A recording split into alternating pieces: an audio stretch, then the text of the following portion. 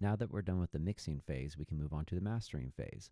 The mastering phase is very important to production because it's essentially the last chance you to have a listen to the music or to your tracks before it gets to the distribution phase. I should also mention that I don't typically like to master my own mixes because I like to have an additional pair of ears be checking my mixes.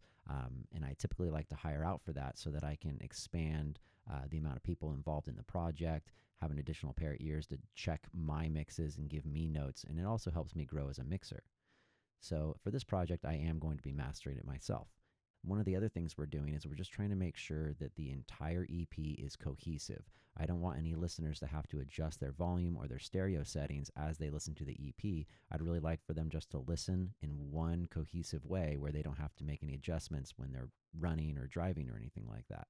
I'm also trying to make sure that it sounds competitive and it's at a good level that competes with all of the other mixes that are out there. So if any of my music gets placed on a playlist or anything like that, it'll still sound good compared to the other mixes. Nobody has to adjust the EQ on their stereo or the volumes on their stereo as they're listening to a playlist.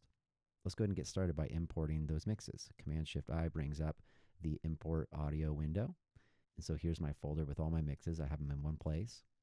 And when I made these mixes, I made sure to export them out at 24-bit 48K. And when I made the mastering session, I used those exact same specifications, 24-bit 48K. So because of that, I don't have to copy these files into Pro Tools. I can just add them in.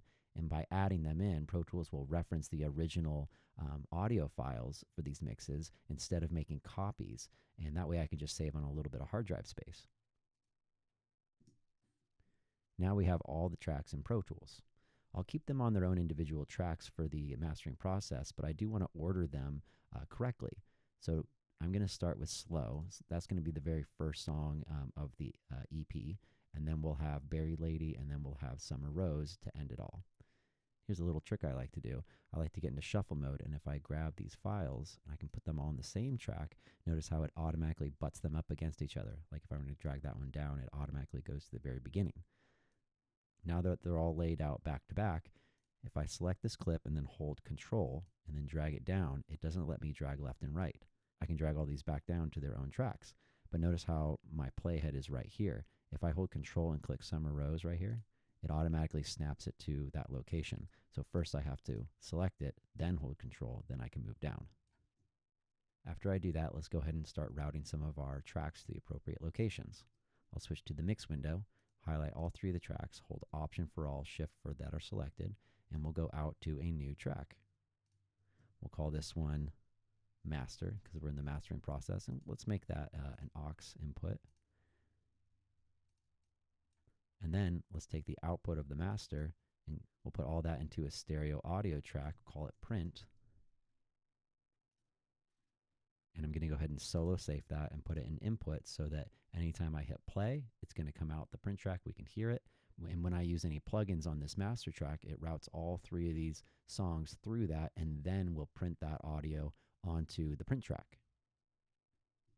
So now that we're set up and I begin to master, one thing I'm really trying to do is just make sure that it's one cohesive project. So like I mentioned before, I don't want anybody to have to change their stereo settings to listen to my music, especially when it's on a playlist or even if it's just being played back to back, all three of these songs. I'll use a combination of EQs, compressors, and limiters to get to that point. After some time messing around with the master, I have some multiband compression on essentially each track, and then I'm using some stereo width processing on the master bus, as well as some tape machine emulation. And then, of course, I'm using a limiter at the very end of my signal chain. I have over here it set to -1 decibels true peak for the ceiling, so it will make sure to never go above -1 decibels true peak. And this is to accommodate for any distortions that might occur, say on Spotify, where they're transcoding it down to a lossy compressed format, and that can cause additional distortions or bumps in volume here and there, and we don't want to get pushed into the zone where we're having digital distortion. So I like to make all of my masters be peaked out at -1 decibels true peak. I'm also using the Uline master meter just to check out my short-term and integrated LUFS to see where I'm at in the master. Spotify wants you to be at -14 LUFS, and that's fine, but you should be mastering according to what sounds good. At least that's my opinion. And we go along with whatever volume penalties we get from Spotify. If our master is at negative 12 LUFS, then they're going to accommodate from those extra 2 dB of loudness, and they'll give you a slight loudness penalty. But you can always drag your masters into this website, loudnesspenalty.com. You can always check to see how you'll be penalized on Spotify and such. It'll give you some notes here on that. But generally, the golden rule is just master something that sounds good. You'll also notice I have an additional track in here from this Monotron synthesizer that I have. I wasn't thrilled with how I was transitioning from the first song to the second song, so I went ahead and added this in there just to kind of help fill the space. Let's go ahead and check it out.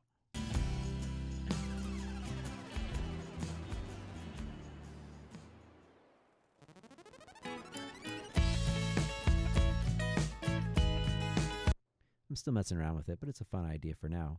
It's not very conventional, but it works out. After making additional tweaks to the master, I went ahead and printed the master. Now I have this one large audio file that I have to deal with. So I can use the boundaries of these clips to help separate this one clip out, because essentially all I did was just highlight the area I wanted and then hit record, and it recorded the output of all of these into the one track. So now I can grab this, use semicolon to go down, and hit B to break it, and do the same thing with this. B to break it. Now, of course, we can double check those changes, make sure it's something we like. In fact, actually, I'm not sure I like that. Let's go ahead and use this one instead. B to break it, and then I'll go ahead and heal that separation by either going to edit and then heal separation, or Command H to heal that. Let's check the other side. I can just double click this clip and then hit the right arrow key to go to the right side of the clip. And that looks good to me. Now I can rename these files. I can just use my grabber tool, double click on this clip, Command C to copy that, and then click on this one, or double click on this one, Command V to paste, and then I'll call this Master 1. Then we have Berry Lady right here, Command C, Command V. Same thing with this one.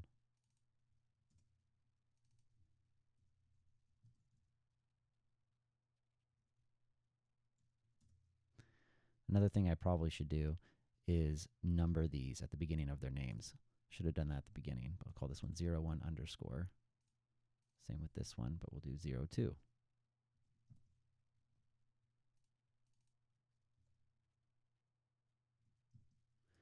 That way, whoever's listening to them knows the order, not just me. And it'll also order alphabetically in Google Drive as I use that to preview some of the masters in my car. But at this point, that is essentially it. As long as I like the masters, I can move on. I just need to make sure I export these out at the appropriate specifications for whoever I'm uploading to. So always make sure to double check Apple Music or Spotify's recommendations for their files, just to make sure that you're uploading the correct files. If you've watched all these, I really appreciate it and hope that you took something away from this, learned from all of my silly little mistakes, or perhaps from some of the interesting things that I might have done. I had a really good time making this little EP. This is something I've been wanting to do for a very long time, and I got in the right space to be able to do it, and it felt really nice. So I appreciate you coming along for the journey.